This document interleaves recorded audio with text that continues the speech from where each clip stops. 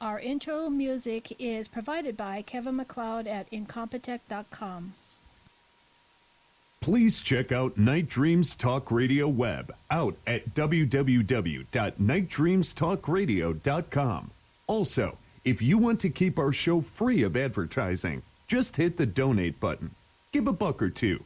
Remember, all the prior shows are always free to listen to.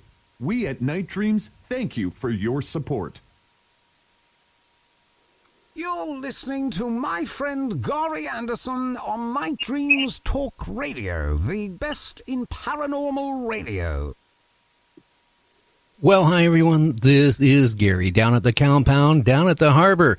And boy, are we getting the smoke in from the fires up in California, Oregon, Eastern Washington, and British Columbia. Today, it just looked like it was nothing but fog out there. The only problem is there's a lot of ash in it. And I just spent like a half a day yesterday waxing my motorcycle, and I made a dumb mistake. I didn't put it back in the man cave. I went to ride it today. It is totally covered with all the ash. So if you're out there today doing any strenuous work today, tomorrow, the next day, they even say tomorrow it's going to be worse. So be careful out there. You know, we don't want to lose anybody from having breathing problems because of this ash. Now, it's been circulating on all the medias about these cobra snakes, 4 of them protecting a baby. And if you come near it, the snakes will, defend the baby. That's what they say. Then another snake expert came out today and said, well, those snakes would not be defending that baby and protecting that baby. It's probably looking at that baby as food, believe it or not. Well, Antarctica, it seems like, more things are happening there yet. One of the bays that has been totally frozen over, this is the second time in history that the ice is breaking up in the bay and melting. More of this, it keeps going on. It's going to really affect, our weather conditions. They're talking now, next summer, it's going to even be hot, and hotter than it ever has been. And the bad side is when it rains, it isn't going to be a rain. It's going to be like a monsoon. Now, I don't know if it'll affect where you live or where I live, but I tell you, the weather conditions are really changing. It's really scaring me. Hey, tonight, our guest is the Wade brothers. They make short films and all that stuff. They're doing one up on a mountain looking for UFOs, Bigfoot, and more. Hey, guys, how you doing tonight? Hi, Gary. Thanks for having us on. Well, no problem. I'm glad to have you on, actually. So why don't you tell everybody what you guys do and how long you've been doing it and what got you into this? Sure, yeah. So I'm Philip. This is my brother, Tim. Hello, everybody. And, we've been making film projects for quite a few years now. We have a film on Amazon Prime as well. And we've gotten a lot into alien-type movies lately. So with our Manifest film and with a movie we recently created with Mount Adams. So that is a project that we are in right now.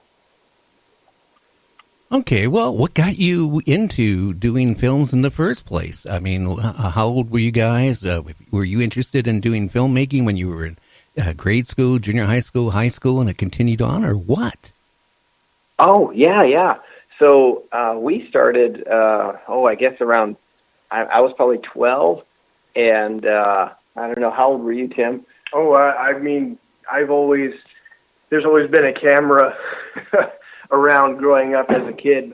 My dad would, he would make a lot of home movies and stuff, so we grew up around cameras and, and having fun out and about, filming whatever we can, and slowly our home movies and stuff kind of turned into a career path, and and hopefully it'll continue to go that way.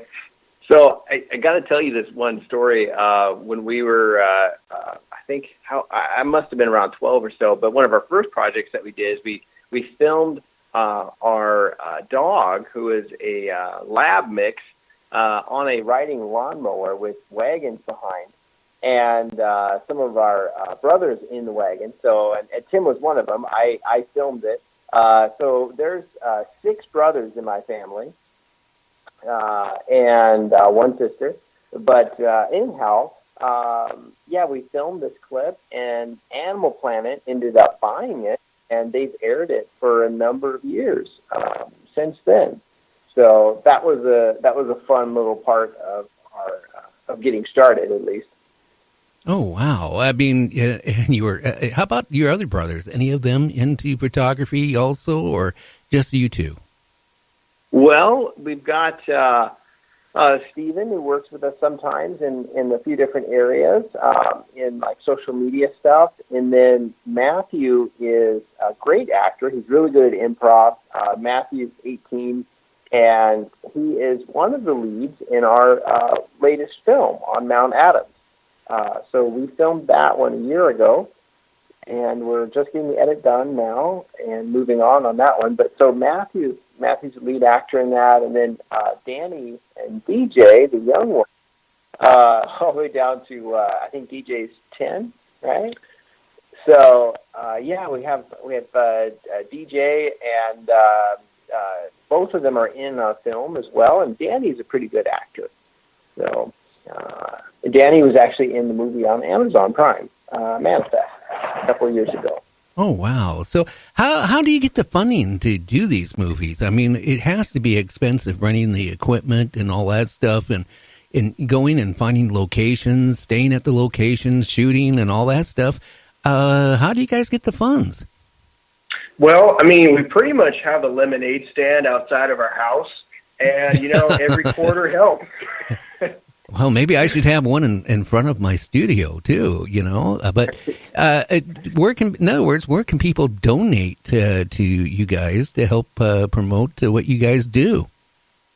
Oh yeah, that's a great question. So our current project is Aliens versus Bros, and this is a documentary on mysterious phenomenon at Mount Adams, and so that includes a whole bunch of things, like we have Bigfoot, UFOs, paranormal activity. We've been fascinated by Mount Adams area in general for a number of years, going probably back about 8 years ago when we had our first unnerving experience there. But since then, we've had this opportunity to create this documentary. We're getting ready to start filming, as a matter of fact, this week. So, if you want to help out, if you want to get if you want to order a copy of the digital download, you can go to aliensversusbros.com. So that's aliens in the VS versus bros.com, and it takes you to our Indiegogo page, and we got all kinds of fun stuff on there. We got a great little video you can watch too. Kind of gives like an overview of what's going on and what our plans are up on the mountain. And that's a really exciting project. We haven't taken on a documentary like this yet. I made a documentary probably about 12 years ago on the topic of prehistoric survivors, like dinosaurs and things like that. But this one definitely takes the cake. We're getting right in the middle of the action. We're going to be up on the mountain in the forest. We have 3 different teams that are covering this from 3 different angles. Each team has its own camera crew, and we're going to get so much footage out of this. We have, we're working with the UFO investigation team with Michael Hall, and he's awesome to work with. He's loading us up with night vision equipment and various other things, and so we're very grateful to have this opportunity to make this project, and we're really excited to get it shot and make it into a fun movie.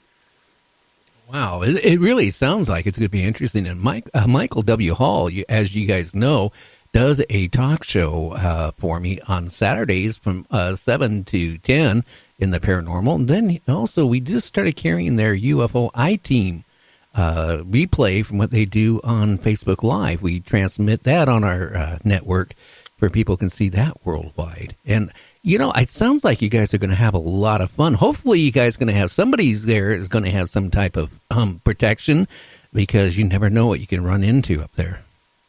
Well, that's a good point. I don't know. I think I can run really fast, so we're hoping that will. Well, that should take care of it now. I don't think that's going to do it. You know, the reason why I say that, I had a guest on last week looking, you know, and he's really into looking for Bigfoot. But, you know, I asked him, I said, you know, what do you carry for protection? And he carries a little knife, a survival knife. And you know what really scares me? Around Mount Shasta, this is now, I'm 66, I was probably about 8, 9 years old. My uncle used to be an avid hunter, you know, for bear. And he would, he lived in Oakland, and he would go down to Mount St. Helens bear hunting. And, well, one time he found this beautiful bear, and he started, you know, thought he had the kill shot. And he shot the bear, and the bear kept coming, and he shot the bear a second time. The next thing we find out, he's in the hospital. They didn't know if he was going to live. He was badly mauled. But, you know, afterwards he said to, you know, that even hitting the bear twice, it didn't kill the bear. And somehow he managed to get a third shot off as he was getting mauled, and that one dropped the bear. But, I mean, you got to be careful when you're way out like that. And just not for bears, but cougars, mountain lions, or even skunks. Especially skunks. Well, I think by the time the little expedition trip is over, my team will be working on the Bigfoot side. I'm pretty sure that I'm going to be a lot smellier than any skunks around. Well, I don't know, but if you have any people out there who have never been really out in the forest before, and they go, oh, look at that poor kitten, get away from those people really quick, because that isn't going to be a kitten. That is going to be a skunk. And the reason why I say that, years and years ago, my oldest daughter, we have like 2 acres of cedar trees, and we got a mini farm. And we used to have a couple, you know, skunks, and thank God they're not here anymore. Maybe they're at my neighbor's. But she thought it was, you know, she was like about 6, 7, or 8, like that. She thought it was a kitten. And she actually picked it up. And worst thing you could do after that, she did pick it up. It was friendly, but it sprayed her like you wouldn't believe. And even, oh, man. You got to, hey, that is bad. But, you know, even Bigfoot. I don't know if you guys ever heard my show, but back around the early 2000s, I went to the Canadian Rockies with a friend of mine who was a medical doctor. And, you know, when you go to Canada, you can't carry any weapons with you. We weren't very bright because we were just going to go take photographs of an old Japanese internment camp and old ghost town buildings and stuff like that. And this internment camp was left over from World War II, where they used to hold the prisoners, Japanese prisoners during World War II, out in the middle of nowhere up in the Canadian Rockies. You, even off the main road, you had to travel a side road for quite a few miles. And then you had to walk in 2 miles. And we hiked in there, and I had my Nikon digital camera, which was megapixel. I think it was 2.1 or 2.5 megapixel back then. I was really, happy with the megapixel. Kind of. And my friend had his film camera, and we were taking pictures. And he goes, look at that huge bear right across the little creek. And then it was on the side of a mountain. There was the old silver mine, which I guess maybe the prisoners even had to work, for during World War II. And I looked with my telephoto lens, and I said, oh, my God, that is not a bear. And about the same time, I was looking at it with my huge, I had like a, I think 300 millimeter 2.8 lens, which has a lot of glass in front. And I think probably the reflection off of that lens, got the attention of what it was. That sucker made the